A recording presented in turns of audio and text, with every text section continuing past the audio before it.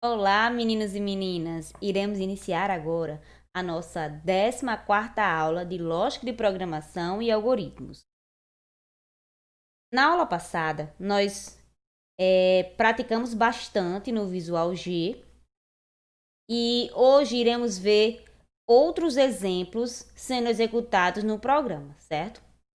Então, vamos iniciar o nosso estudo com este programa aqui. O que é que este programa faz? Ele faz a multiplicação de dois números. Então, para que haja multiplicação num programa, nós devemos fazer o quê? Nós devemos declarar três variáveis. No 1, no 2 e multi. No 1 vai ser o primeiro número, no 2 o segundo número e multi vai ser o que vai receber a multiplicação desses dois números. No caso aqui, eu coloquei para ser todas as variáveis do tipo inteiro, certo? Então, aqui, o usuário irá digitar o primeiro número, digitar o segundo número e, em seguida, irá haver a operação de multiplicação entre o NUM1 e o NUM2, certo? Então, esta operação vai ser atribuída à variável multi, que foi o que eu determinei bem aqui em cima, certo? E esta operação, o resultado dela, vai ser apresentado bem aqui através do comando escreva, em que eu coloquei a frase, a multiplicação entre dois números é, certo? Aí vai, neste caso aqui, neste momento, irá apresentar o resultado da multiplicação. Vamos ver o programa executando? F9. Primeiro, vou digitar o primeiro número, mas antes, percebam que aqui na minha área de variáveis, nós só temos o campo nome preenchido e o tipo, porque o tipo, todas elas são inteiros, né? E o nome eu tenho as três variáveis, no 1, no 2 e multi. Agora eu vou inserir o primeiro número, 2. Percebo que já foi preenchido o valor 2 e atribuído a variável no 1. Agora, vamos para o segundo número. 2 de novo. Percebo que foi preenchido o valor 2 na variável num 2. Então, quanto é 2 vezes 2? 2 vezes 2 é 4. Por isto que apareceu o resultado 4 bem aqui. E o programa me deu o resultado da multiplicação. Certo? Bom, eu trouxe para vocês agora um programa em que faz a soma de dois números também. Mas este é um pouquinho diferente do que nós já vimos. Este aqui apresenta uma condição que é feito com aquele comando se então, certo? Então, eu vou declarar três variáveis que vão ser do tipo real. No caso, vai ser nota 1, nota 2 e soma. Eu vou mandar o usuário digitar dois números.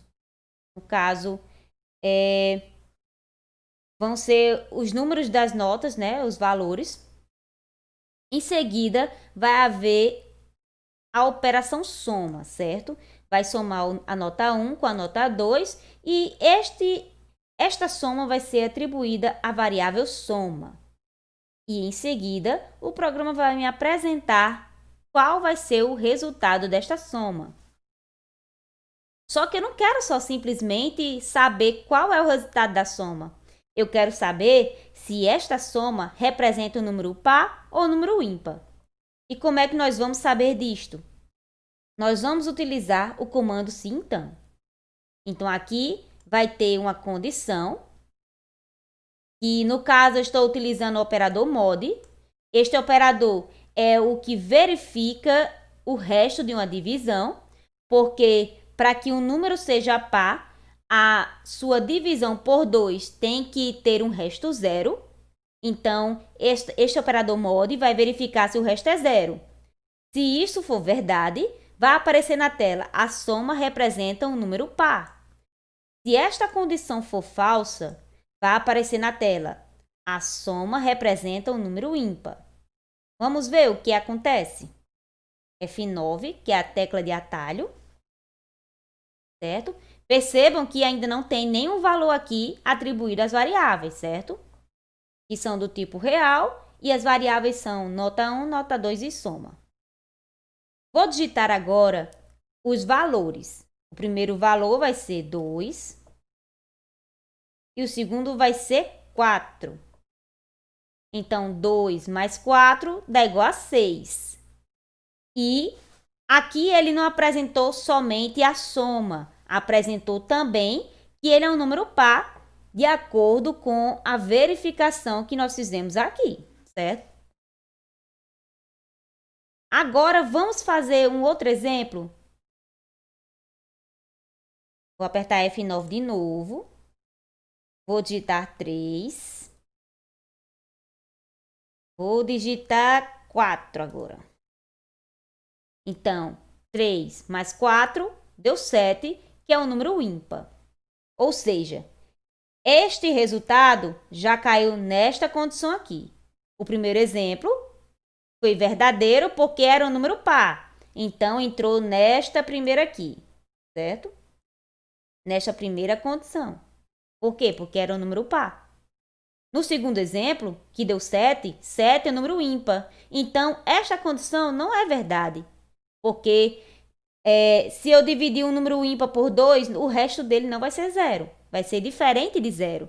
Por isso que apresentou que o resultado era um número ímpar, certo?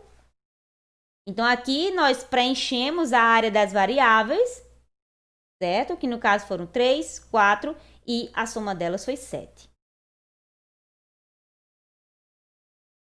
Bom, agora eu trouxe para vocês um outro exemplo. No caso aqui, vai ser uma média que vai ter uma condição. Vai ser bem parecido com outro programa que a gente já viu, porque a gente vai declarar as variáveis, né? No caso, 3 variáveis para ser os valores dos números ou notas. Vai ter a variável da média e todas elas vão ser do tipo real. O usuário vai digitar as 3 notas, vai haver a operação da média aritmética, onde vai ter a soma das 3 notas dividido por 3 e atribuída a variável média e apresentar esta média na tela, certo? O resultado desta média.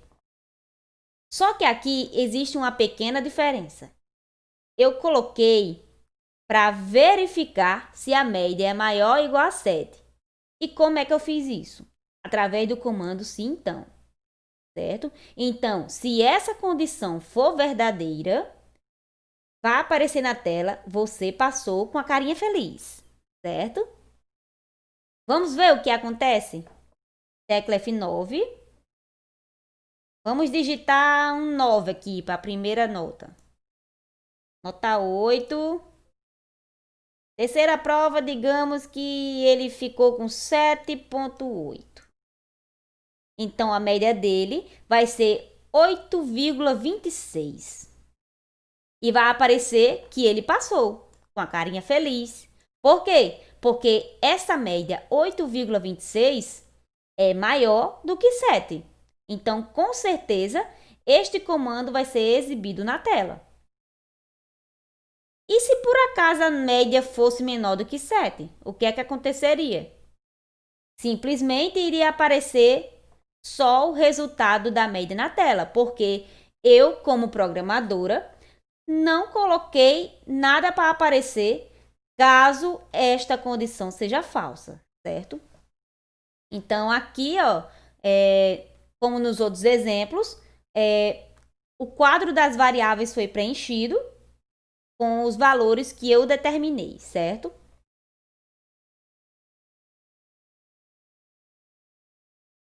Bom, eu trouxe aqui outro exemplo para vocês observarem como é que faz uma condição no programa, certo? No caso, é novamente um programa da média, mas tem uma pequena variação. Lá no outro programa, nós tínhamos só se média maior ou igual a 7, então escreva você passou, não é mesmo? Então, ali só seria exibido uma mensagem se esta condição fosse verdadeira. Já nesse programa, vai exibir uma mensagem tanto sendo verdadeiro como sendo falso. Porque vai ser verificado. A média é maior ou igual a 7. Se for, vai aparecer na tela, você passou. Mas se não for maior ou igual a 7, vai apresentar o quê? Vai apresentar, você precisa estudar mais. Ou você foi reprovado, ou você ficou na quarta prova.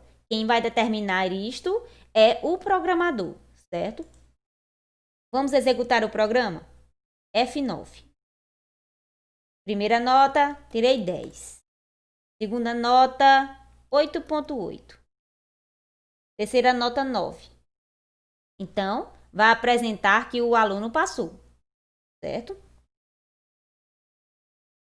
Agora vamos ver o que vai apresentar na tela se a média for menor do que 7. Primeira nota, tirou 7.